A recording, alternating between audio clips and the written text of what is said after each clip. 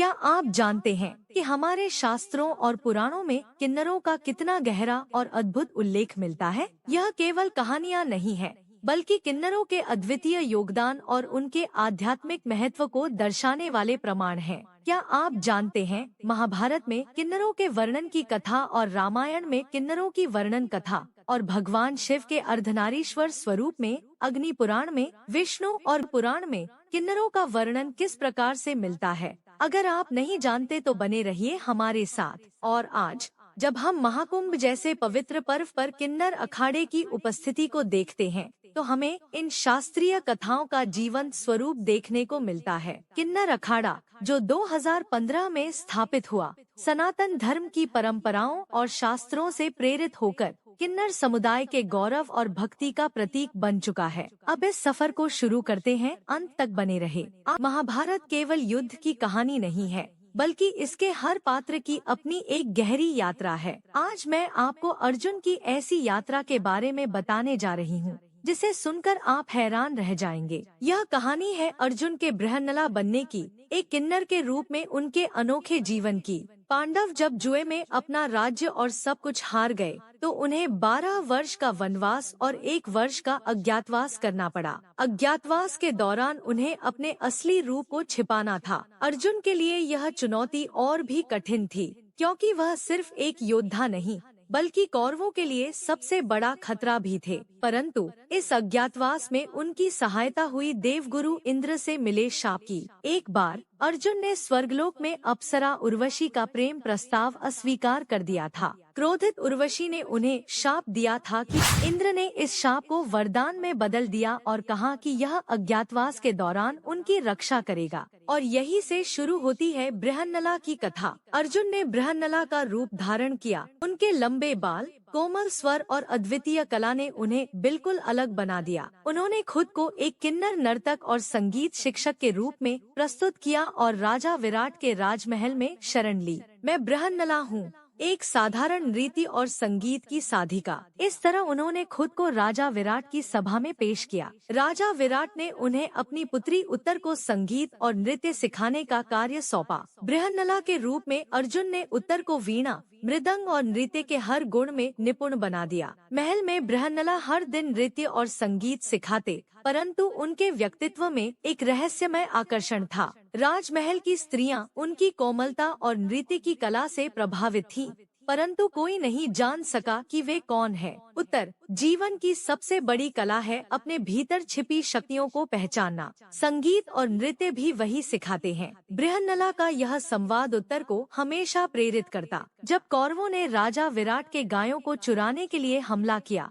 तब पांडवों को अपनी पहचान छिपाकर भी अपने कर्तव्य निभाने की आवश्यकता पड़ी। विराट के बेटे उत्तर कुमार को युद्ध के लिए भेजा गया, लेकिन वह भयभीत हो गया। उस समय बृहन्नला ने अपने असली रूप का संकेत देते हुए कहा, मैं तुम्हारा सारथी बनूंगी, लेकिन यह मत भूलो कि कभी कभी शांति से छिपा हुआ शक्ति का असली रूप एक दिन पूरे संसार को चौंका देता है। बृहन्नला ने अर्जुन का धनुष, गांडीव और तीर उठाया और अपनी वीरता से कौरव सेना को पराजित कर दिया। यह कहानी हमें यह सिखाती है कि हर व्यक्ति के भीतर कला, सामर्थ्य और साहस छिपा होता है, चाहे परिस्थिति कैसी भी हो। अगर आप अपनी सच्ची शक्ति को पहचानते हैं, तो कोई भी आपको हराने का साहस नहीं कर सकता। अयोध्या नगरी में शोक का सागर उमड़ पड़ा था। जब महाराज दशरथ ने भगवान राम को 14 वर्षों के वनवास का आदेश दिया, तो पूरी अयोध्या उनके साथ चलने को तैयार हो गई। यह दृश्य अयोध्या की गली-गली में भक्ति और प्रेम का प्रत्यक्ष प्रमाण था। राम,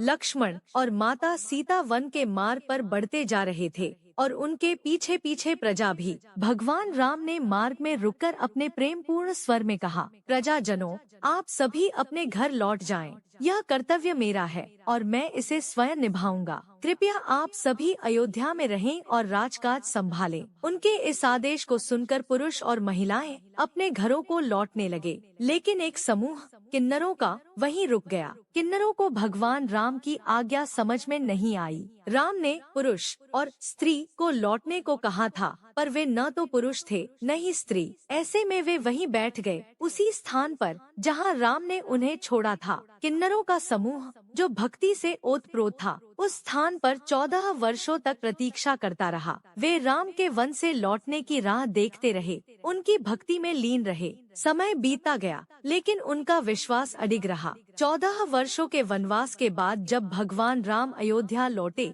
तो उनका स्वागत करने के लिए समस्त प्रजा उमड़ पड़ी। उत्सव का माहौल था, लेकिन राम की दृष्टि अचानक उन किन्नरों पर पड़ी, जो अब भी उसी स्थान पर बैठे उनकी प्रतीक्षा कर रहे थे। भावुक होकर राम बोले, हे भक्तजन, तुमने मेरी प्रतीक्षा में 14 वर्षों तक यहाँ रुककर जो भक्ति दिखाई है, वह अतुलनीय है। तुम्हारा समर्पण और प्रेम मुझे अत्यधिक प्रसन्न करता है। किन्नरों ने हाथ जोड़कर उत्तर दिया, प्रभु, हमारा जीवन तो आपकी सेवा में है, हमें और किसी चीज की आवश्यकता नहीं। आपके दर्शन ही हमारा सबसे बड़ा वरदान है। भगवान राम किन्नरों की भक्ति से इतने प्रसन्न हुए कि उन्होंने उन्हें आशीर्वाद दिया। राम ने कहा, हे किन्नर, आज से तुम सृष्टि में पूजनीय होगे। जब भी कोई मंगल कार्य होगा, जैसे विवाह, जन्म या अन्य शुभ अवसर, तुम्हारी उपस्थिति को शुभ और मंगलकारी माना जाएगा। तुम्हारी वाणी में वह शक्ति होगी जो दूसरों को आशीर्वाद देने का सामर्थ्य रखती है। यह सुनकर किन्नरों की आंखों में आंसू भर आए।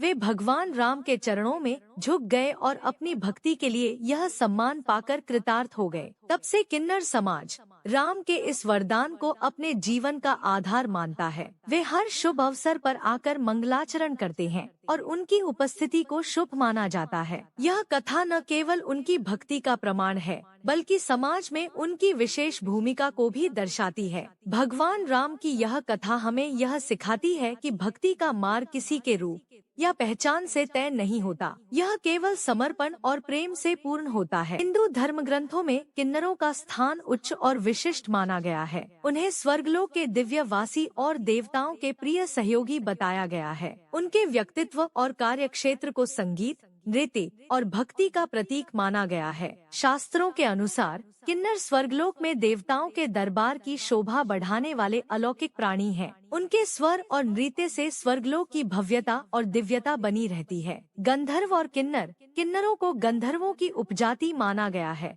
जो संगीत और कला में निपुण माने जाते हैं। गंधर्वों का कार्य मुख्य रूप से देवताओं की स्तुति करना और उनकी उपासना में संगीत द्वारा योगदान देना है। इसी प्रकार किन्नर न केवल मनोरंजन के लिए, बल्कि आध्यात्मिक और सांस्कृतिक महत्व के कारण देवताओं के प्रिय हैं। विष्णु पुराण में किन्नरों का उल्लेख ऐसे प्राणियों के रूप में किया गया है जो देवताओं के उत्सवों और पूजा अर्चना में भाग लेते हैं। वे अपने मधुर गायन और नृत्य से देवताओं को प्रसन्न करते हैं। जब देवताओं ने भगवान विष्णु की महिमा गाई, किन्नरों ने अपने संगीत और नृत्य से उस माहौल को दिव्य बना दिया। किन्नर न केवल देवताओं के मनोरंजन का साधन है, बल्कि उनके कृत्य, यज्ञ और धार्मिक अनुष्ठानों को पूर्णता प्रदान करते हैं। विशेष रूप से वे ऐसे अनुष्ठानों में भाग लेते हैं जहां देवताओं को प्रसन्न करने के लिए संगीत और नृत्य आवश्यक होता है। क्या